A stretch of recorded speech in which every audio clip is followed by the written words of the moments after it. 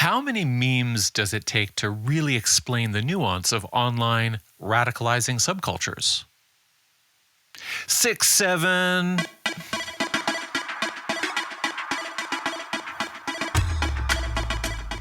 I'm Matthew Remski. That was an anti-fascist dad joke.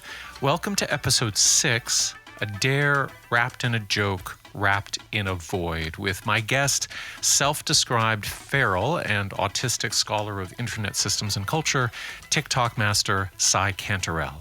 If you're looking at a swirl of cryptic memes and trying to reverse engineer a motive, you're going to misread this story. What looks like politics is often subculture. What looks like a manifesto is sometimes a dare wrapped in a joke, wrapped in a void. So yeah, that's Canterel coining this episode's title, but she's here today also to open what will be an ongoing conversation about perhaps the strangest, most contradictory and opaque space in this era of rising fascism, which is the Memosphere or Manosphere or whatever you'd like to call it. Future guests in this zone will be Dale Baran. He's the author of It Came From Something Awful, and tech and social media independent journalist Taylor Lorenz. It's like, I don't know how you can go out and protest the structure of the entire economic system if you can't keep your room organized. Right, housekeeping. You can find me on Blue Sky and Instagram under my name, Matthew Remski, and at YouTube as Anti-Fascist Dad, all one word. Also under TikTok under that handle, where I try to post 3 to 4 mini essays a week. I've been doing a lot on the Scott Galloway book and his media blitz, which has been really interesting. So I take clips from Morning Joe and CNN and The View and things like that, and give a little bit of a commentary on the difference, especially between what the book is and what's contained in the book, and how he much more aggressively, sort of prosecutes his themes when he's on these media spots. Patreon is at Anti-Fascist Dad Podcast. And I'll just remind you that it's a temporary paywall for what I want to be educational content that's freely available to everybody. So today, you'll hear the first half of my interview with Canterel, and then you'll be able to catch the second half on Patreon at Anti-Fascist Dad Podcast. As always, in the show notes, you'll see a pre-order link for the book that this podcast is based on, and supporting Anti-Fascist Dad, Urgent Conversations with Young People in Chaotic Times. Publication date is April 26th, 2026.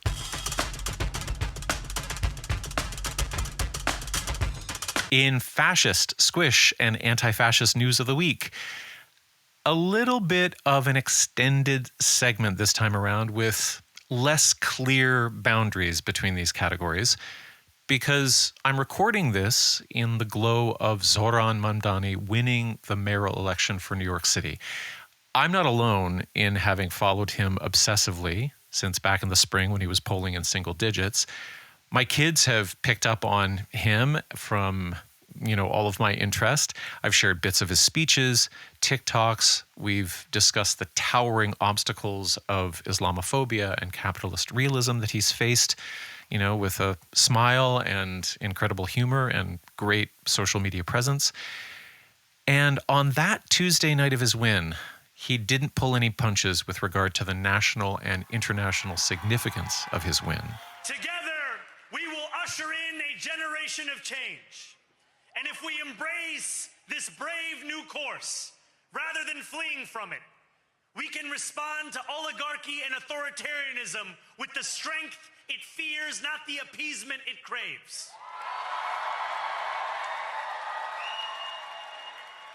After all, if anyone can show a nation betrayed by Donald Trump how to defeat him, it is the city that gave rise to him.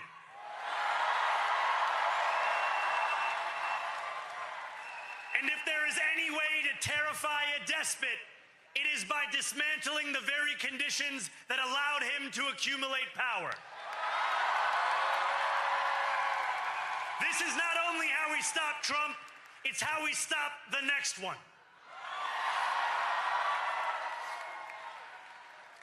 So Donald Trump, since I know you're watching, I have 4 words for you. Turn the volume up. Now, before going to bed, the 13-year-old asked me the same question he asked the morning after Trump's second electoral win. What's going to happen? And I realized that in this moment, there's a tension between hope and reality. And I didn't want to guide him too far into either pool, either eddy. And so I said, well, for now, good people will soak up the rare ray of sunshine in a really bad time. They will feel thrilled. They should feel thrilled at the accomplishment of an outsider. They should study how the campaign mobilized 90,000 volunteers, how Mandani turned his campaign into a social and educational movement, how he gave these lessons in New York City radical history on social media, sitting behind this like formal desk and giving lessons on, old figures from labor and queer rights movements, and also how he didn't seem to back down on any of his core values. One of his last campaign events was in this huge gay nightclub. I said that Mandani's win made it clear that fascism in the US is not unopposed. So that's the anti-fascism plug for this segment. Mandani is pretty much inviting confrontation with the feds, not only because of his politics, but because of his identity and the rampant racism and Islamophobia of the administration. But I also said that his ability to put even modest progressive policies into action regarding rent and housing and transport and childcare will be a bloody trench war, not just because the Trumpian superstructure will do everything from cutting funding to stalling building projects to ramping up street violence through ICE in order to punish the city and discipline its leftists for this electoral result. He will also be obstructed by the squishes, the layers on layers of liberal bureaucracy that generally reinforce the capitalist status quo. The capacity to turn New York City into a socialist island or commune is limited by its dependence on the state and the will of mainstream Democrats to change too much too quickly or to question or abandon their own power structures or funding streams. And this is why the reactionary leadership of the Democratic Party, from Schumer and Jeffries to Pete Buttigieg and Hillary Clinton, just couldn't manage to endorse the guy, even though his opponent, Andrew Cuomo, got smashed in the primary, and he also happens to be a sex assaulter. I also got to mention, I didn't talk about this with the kid, but there's another manifestation of squishiness here. Bill Ackman is a New York City businessman and Israel supporter who's worth over $9 billion. And as Mandani rose in the polls, he was very active in propping up Cuomo and organizing some sort of counter strategy against this socialist insurgency, quote unquote. But the night that Mandani won, he tweets out, I think kind of shamelessly, "Zoran Mandani, congrats on the win. Now you have a big responsibility. If I can help New York City, just let me know what I can do." Now that's a really fast flip. And it's a sign of the additional challenge that Mandani faces. The smiles of billionaires who can fund a washout like Cuomo up to the brink with their pocket change, but then say that they want to help you, the progressive. That squishy capacity to switch sides is a hallmark of both liberal and right-wing political technique. And so we have to ask ourselves soberly what would happen if Mandani opened his administration to the influence of Ackman. So it was short, but I think we covered some good details in that little exchange, the 13-year-old and I. Maybe later, as it plays out, it will also be interesting to think through together some of the more difficult topics, like the fact that for some folks, Mandani is already squishy and the political crush is already wearing off. For instance, there are many Palestinian Liberation Movement people who are concerned over concessions he's made to pro-Israel interests, ostensibly to broaden his support. For instance, he disavowed "globalize the Intifada" as a slogan. He promised that he would include Zionists in his administration. He agreed that Palestinians should lay down their arms, and that he would retain Police Commissioner Tisch, who comes from a billionaire family.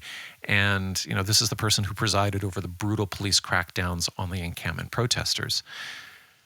Now, some folks were also kind of taken aback when, in the midst of Trump murdering random civilians, I think the body count now is up to 40 in sailboats off the coast of Venezuela, Mandani echoed the White House line about Maduro being an abusive dictator, which can only really support Trump's drive to an illegal invasion and war.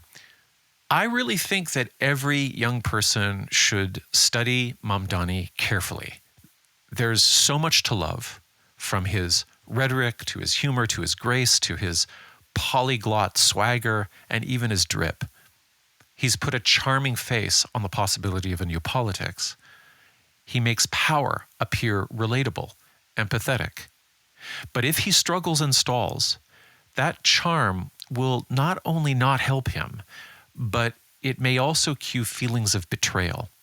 The sense that, as one anarchist online put it, that, quote, charismatic, well-behaved leftists within parliamentary boundaries absorb discontent that might otherwise flow into direct action, mutual aid, and organizing.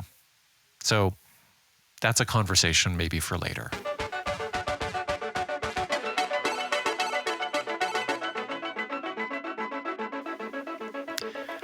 My guest today, Cy Canterel, studies and writes about the internet with a lot of interdisciplinary nuance. And in a time in which a lot of us are anxious about the radicalizing nature of the internet's isolation and competition and all of the reactionary content spun up by influencers, I find her work really helpful, and I hope you will too. Now, there is an acute context here, because when we talk about young people, men especially, who come to represent the worst outcomes of political radicalization online, we're talking about mass shooters or assassins like Tyler Robinson, the alleged killer of Charlie Kirk. Now, Robinson allegedly left signs and omens at the scene, bullet casings engraved with references that pointed in a bunch of directions. Bella Ciao showed up on one bullet casing. It's an old anti-fascist song, but it's also been taken up by various right-wing fringe groups, including followers of Kirk rival Nick Fuentes, who used it to kind of low-key threaten Kirk when he was alive. There's also a quote at the site from the Helldivers 2 game, in which players ironically cosplay as fascist soldiers. The quote was, "Catch fascist," so that might refer to Kirk himself, but it's just not clear. And in trying to suss all of this out, Canterel cut this video that went viral, and she said that, you know, the bullet casings and even whatever digital footprint they might suggest may not amount to a manifesto. And maybe we don't even get to have manifestos anymore, because young outsider men are not sitting down to type out a full vision of their political values or goals. Like, who would read it? Who has the attention span? After all, we are in the meme age of, I ain't reading all that. I'm happy for you though, or sorry that happened. A manifesto requires a shared consensus reality, a world that the manifesto can be against, and a readership more stable than the fragmentary and shifting niches offered by online life. They would have to have a coherent view of the world in order to fully reject or overturn it with a manifesto. And so, according to Canterel, they are daring each other to find or create meaning. They are joking with each other to feel relief or save face. And they're doing so over that chasm we all brace ourselves against, the void. Now, if this all sounds too confusing or depressing, I hope what comes through is that Canterel's insight into the fluid and dynamic nature of online identities and politics means that a dare wrapped in a joke wrapped in a void does not condemn anonymous shitposters to never change. It doesn't warn that they are irrevocably hurtling towards fascism or violence. We're not talking about stable political commitments oftentimes, but rather a mood or affect that can be interrupted or redirected. That's part of the emerging story of Graham Platner, who we'll discuss in this episode. And it's something that a lot of parents and caregivers are already doing and experiencing multiple times a day, this interruption or redirection of a mood, an ephemeral mood. When it comes to the internet, the first thing to remember and take some relief in, Canterel suggests, is ambivalence. For some, the internet is an inevitable right-wing pipeline, but on the other hand, it's also a lifeline for many marginalized folk. In Canterel's view, online culture is a mirror of human social dynamics, not a distortion of them necessarily. It's a space where our oldest needs for belonging, identity, and meaning play out under new technological conditions. For Canterel, the internet is not broken, but is rather a neutral tool shaped by broken incentives. Its architecture could foster creativity, community, and pluralism, but it's been captured by profit-driven platforms that reward outrage, irony, and despair. So what emerges is a global subcultural ecosystem where people experiment with identity and belief, often unconsciously, through memes, humor, and performance. In this view, online extremism, irony, and nihilism are not anomalies, but predictable byproducts of alienation, symptoms of societies that give people few stable roles, narratives, or futures. This swirl of coded jokes, self-contradictory ideologies, and parasocial attachments online all arise from the same emotional core, the search for belonging in a meaning-starved world. So for Cy Canterel, the internet is a vast laboratory for human pattern making, and it reveals in real time how people construct and defend stories about who they are, and how easily those stories can slide from creativity and play into anxiety and polarization. And it's an analysis that lifts me up out of the obsessive catastrophizing and worry about who is and isn't coming across the screens in our house, because online content in this context is just like any other input. It isn't entering a hollow vessel and filling it up, whether it's the vessel of the child or the vessel of the home. It might be loud. It might be sometimes overwhelming, but it's never all there is. It is always entering into a space in which relationships are also vital. So I'll just read from Canterel's bio here. She says, I'm a feral scholar working outside traditional academic boundaries to investigate how infrastructures shape the human condition. I'm interested in the architectures that structure our collective sense-making, the technologies, institutions, and psychologies that organize how meaning moves and who gets to make it. My practice is rooted in what my mentor, Bob Stein, once told me the world desperately needs: talented generalists who can trace systemic patterns across domains. I studied at Rhode Island School of Design and the New School, was a visiting scholar at NYU, and co-received a 2016 Cooper Hewitt National Design Award. Now I write and consult to help people decode systems of power and meaning, to see the infrastructure underneath, and to find new ways to comprehend and create.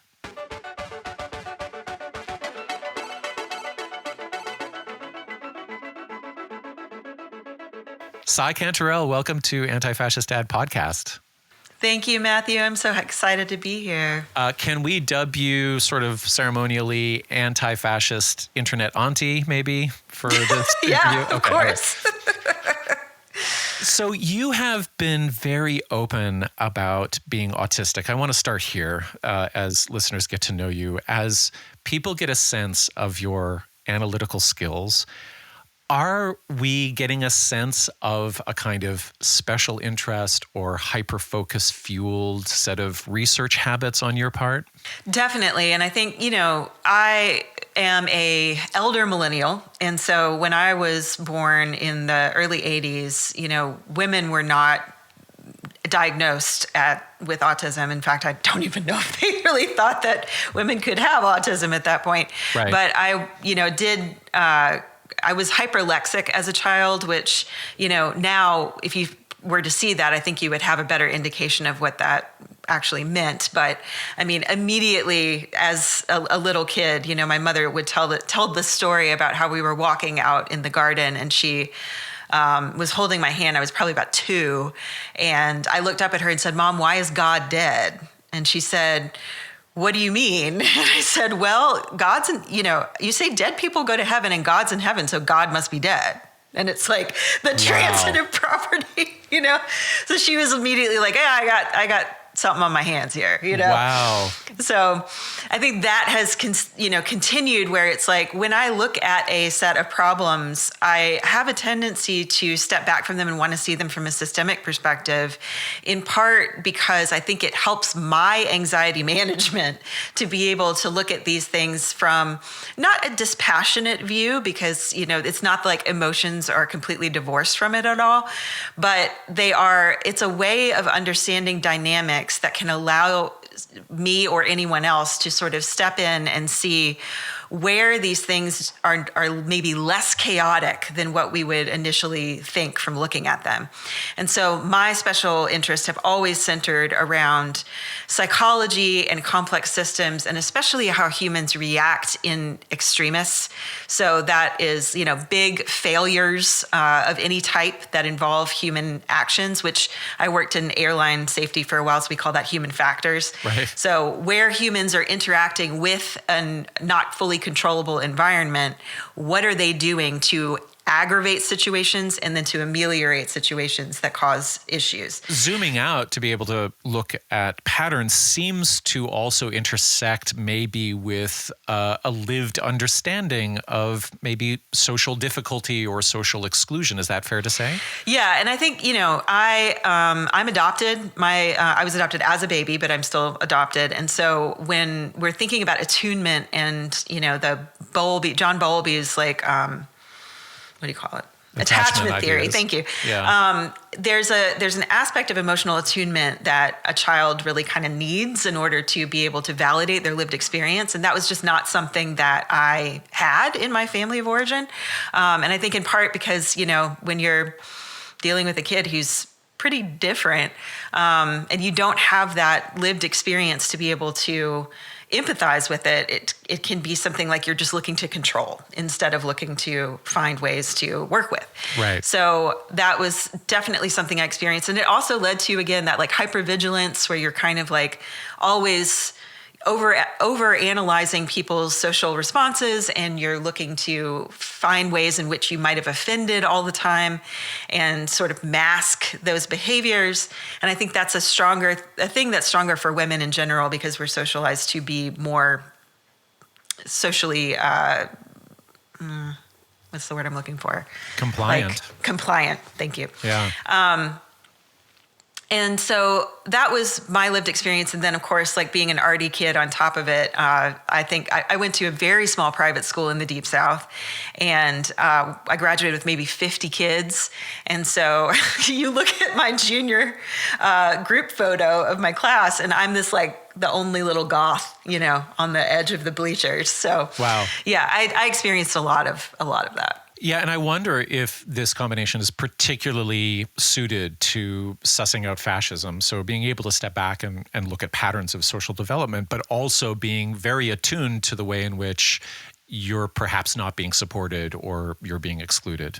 Yeah, and I think it's not just fascism or things that are about group identity, right? Negative or positive. It's just also this like constant observance of what makes people feel like they belong and feel like they don't belong. Right. And the dynamics of those groups as they interact with each other.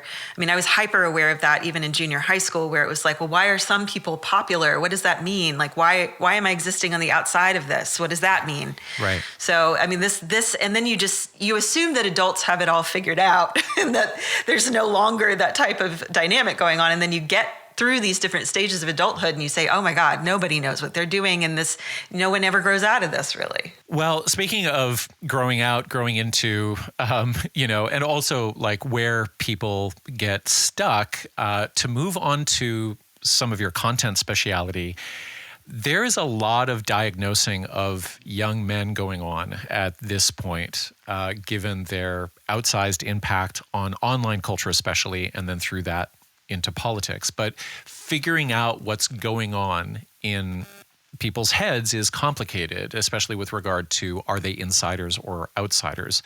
So I first came across your work in a video that you did on the very ambiguous politics of Tyler Robinson, the alleged killer of Charlie Kirk. I think it went viral for really good reasons. And I have a quote from this video that I think should be on a sticker on the laptop of every misinformation reporter in the world, because you say the following, quote, "If you're looking at a swirl of cryptic memes and trying to reverse engineer a motive for Tyler Robinson's actions, you're going to misread this story. What looks like politics is often subculture. What looks like a manifesto is sometimes a dare wrapped in a joke, wrapped in a void."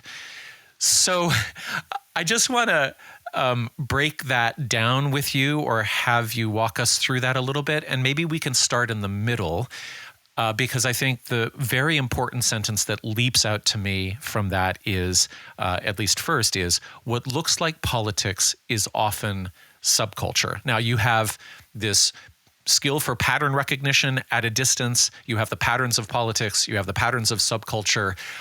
What do you mean by politics looking like subculture? We sort of have different words for things as humans that connote a level of organization. And I think subculture is relegated to, the word subculture is relegated to the things that are kind of existing at the fringes of the dominant culture. But that does not mean that the dominant culture does not also possess the same qualities as subcultures possess.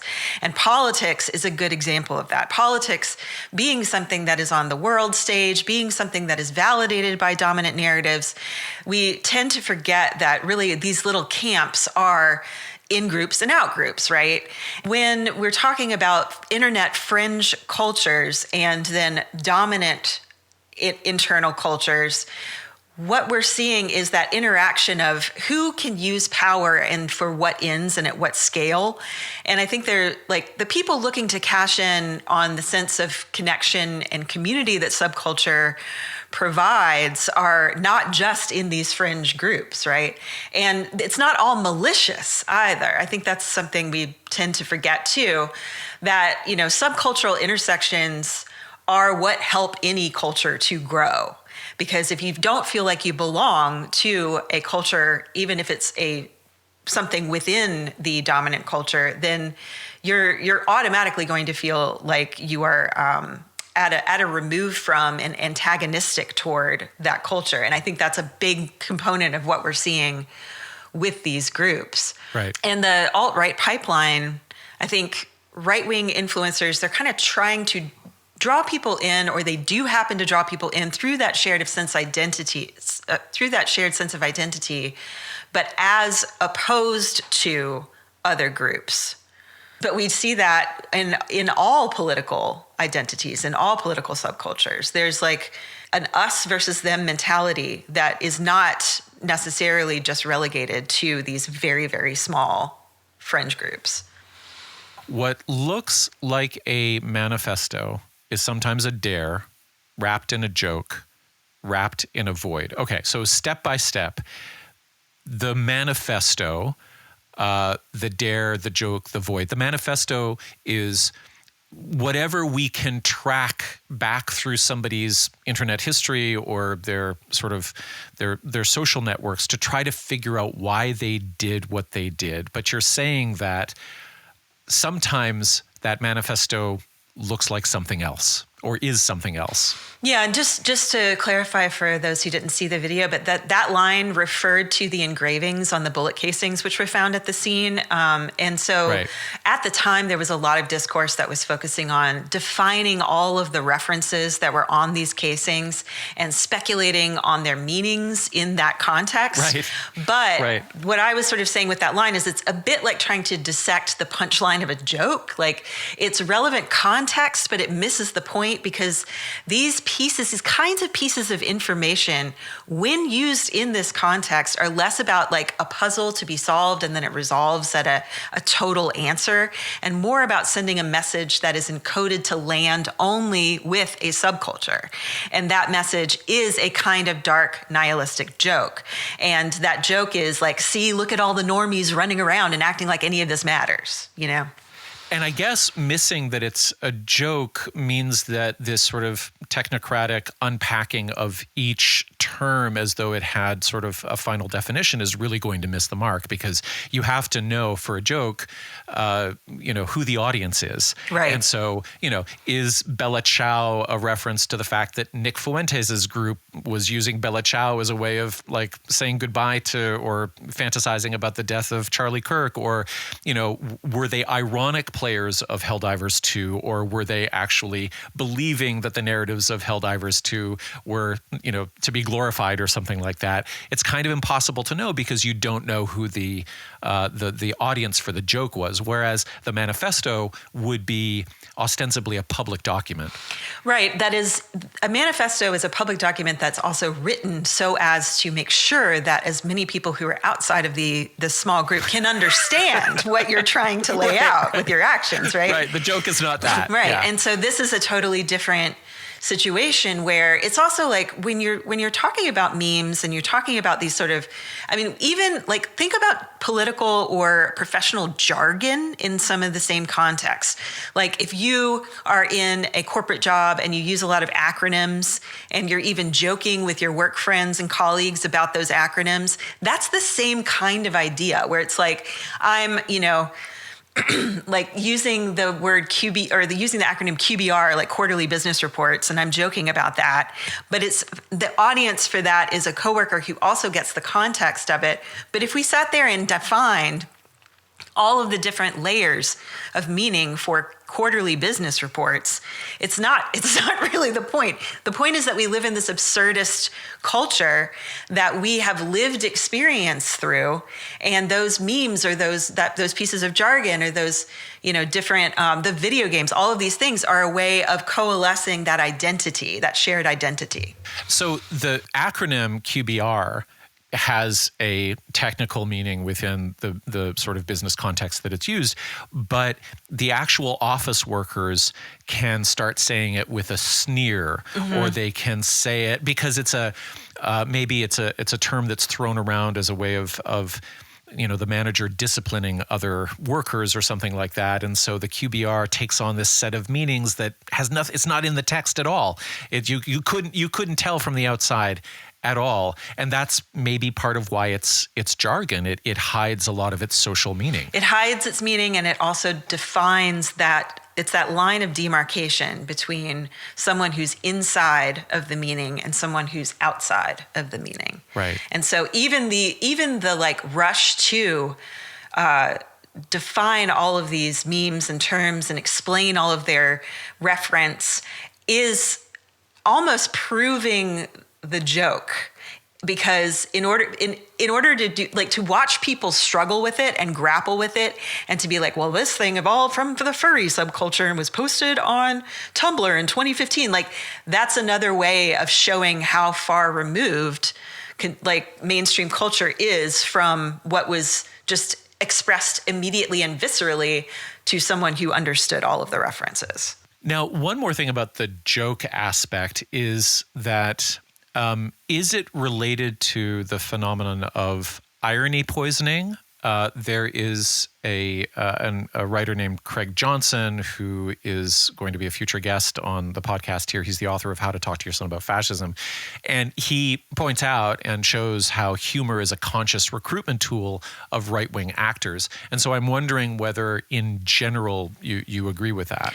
I think that yes and no, I agree with it. I'd say like, I don't know for certain, like maybe there are identity groups that are out there putting together playbooks that say we're going to create black-pilled memes in order to, draw young people into our identity politics. But I think it's a little bit more subconscious than that. Like, especially like inside humor or even just like inside language, like it's almost like once you've been drawn almost unconsciously toward a side of the spectrum, you're thereby more opened up to further appeals from where you already are. So right. I don't know that one could consciously create the kind of content that initially gets people in. It's more like a force of magnetism. and being drawn along by a current. And then once you're there sort of at the, pooling places, like Nick Fuentes is a good example. His America First platform is like a place where people kind of end up and then go even further or come back out of the pipeline. Right. I think that you're sort of seeing the nexus of a lot of those connotations, a lot of the connotations of the content, but I don't think anyone is really capable of controlling things to the degree where they're saying, we're going to run this like a traditional political campaign, and these are our issues, and we want people to believe that these scapegoats are, ruining the country, and this is how we're going to do that through Groyper memes, There's an additional complication in the uncertainty of the usage of memes and in all of the cultural drift that you're talking about, is that what we have come to expect from the common categories of left and right politics can get very confused. Is that fair to say? Yes. And I think that is in part by design, frankly.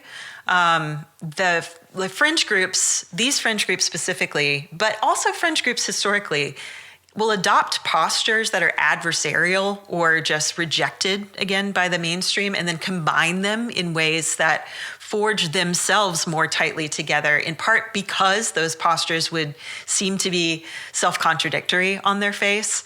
And it is almost a measure of ideological purity or pledging oneself to the group to have these self-contradictory postures, which is how we get things like neo-Nazi trans folks, right? Right. And so it is almost like you are even further thereby outside of the mainstream by adopting things that munge stuff together that the normies would think completely don't go together, right? I want to turn to Graham Platner because he's an important black box for a lot of folks at the moment, and many of the uncertainties around him come out of this very complex space that you navigate. Now, given what you know so far, how hard would it be to reverse engineer how he wound up shitposting on Reddit and with a Nazi tattoo on his chest? I mean, maybe this is a controversial take, but I don't actually see him as a particularly off-the-wall case. I think, especially given where he was born, and he was born in Maine, and he had a family culture that was very self-sufficient, rugged individualist, grew up around guns. And his parents got a divorce. His father was in the professional class. He was a lawyer. I'm not exactly sure what his mother did, but she, I know, kind of had some trouble making ends meet after their divorce, if I'm correct. Yeah, she was a business person. She ran a restaurant or a restaurant business. Yeah. Small business owner. And so his road sort of, to me, is analogous. We could sort of see him as a through the glass darkly, or maybe not even, a close proxy to J.D. Vance, actually. Right. Because these are two people who may have had some common denominators as young people, but both were sort of in and out of elite institutions, in and out of the military, kind of navigating their unstable identities through let's be honest, the lens of male white privilege in the United States in the 21st century. And I think, when we look at his trajectory, we see somebody who was trying to deal with that anger and that grief and that, again, lack of meaning that he experienced, and looking for it wherever he could find it, and probably still is to some extent looking for it. And so I think and J.D. Vance has some of that too, where he sort of flickers on the edge, or he did for a long time. I think he's probably kind of gone over the edge now, but I think he's over the edge now, right? But the period of hillbilly elegy is really ambiguous. He's walking a bunch of different lines there for sure. And even just looking at J.D. Vance's allies, we have Peter Thiel, who is his his raison d'etre, basically. I mean, he would not be the vice president of the United States, or even probably a politician at all, if not for Peter Thiel. And so you have these background forces that are very institutional and very cathedral-esque in comparison to these, quote, working class or, proletarian origins.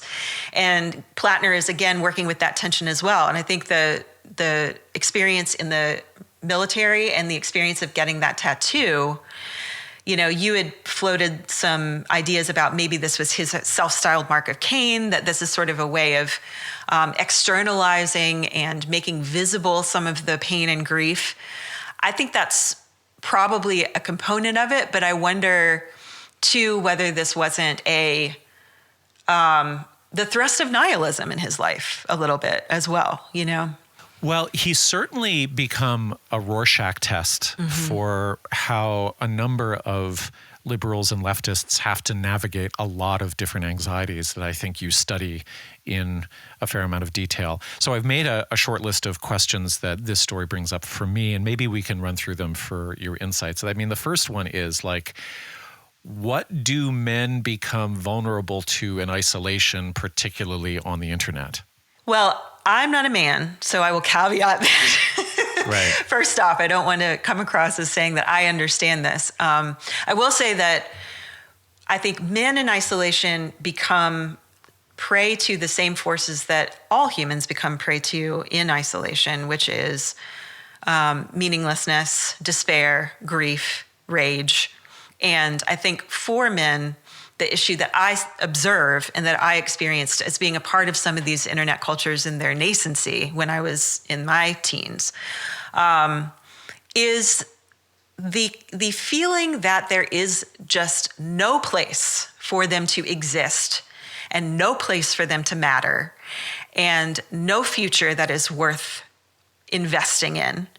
And you see that with the acronym that a lot of the incel culture is identified with, which is NEET, N-E-E-T. Yeah. And that is not in education, employment, or training. Right. And that becomes a ideological stance. And it is seen as something that is a resistance to this very hegemonic idea of what it means to be a meaningful and valuable citizen in a late stage globalized capitalist society. And so I think where that can be a creative space, right? That can be a creative space to be in resistance.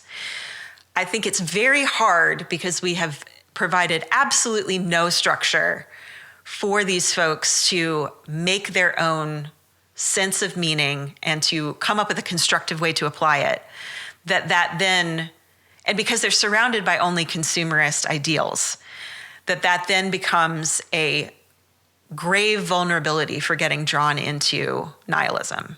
And so I think with the lack of connection that men can often feel with each other, that then becomes a place that you're just validating that nihilism over and over again. There's a dyad that I became aware of as you started your answer between the irony or the tragedy of seeing that there is a population who does not know where they belong or where they can be in the world.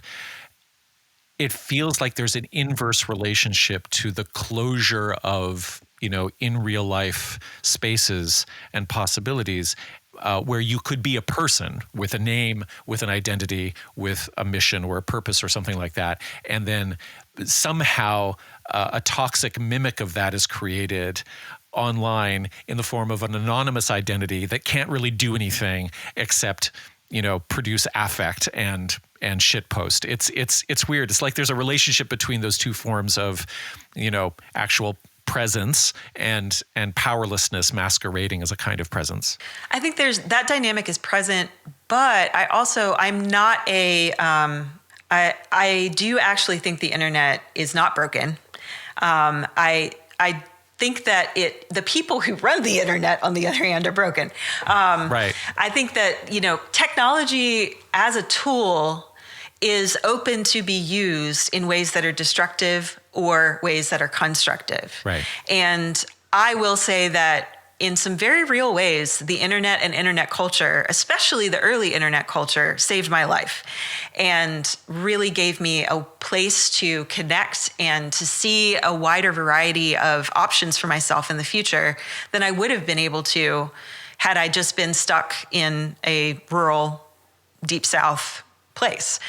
And I do think that's still true for young people. I think the problem is that we have moved away from the ability to use these tools to construct new worlds rather than to get stuck in an eddy of, almost navel gazing on how miserable everything is. Right. And that's no individual person's fault. It's not young people's fault. It is kind of the way the system has been engineered in order to make gobs of profit for a very few people.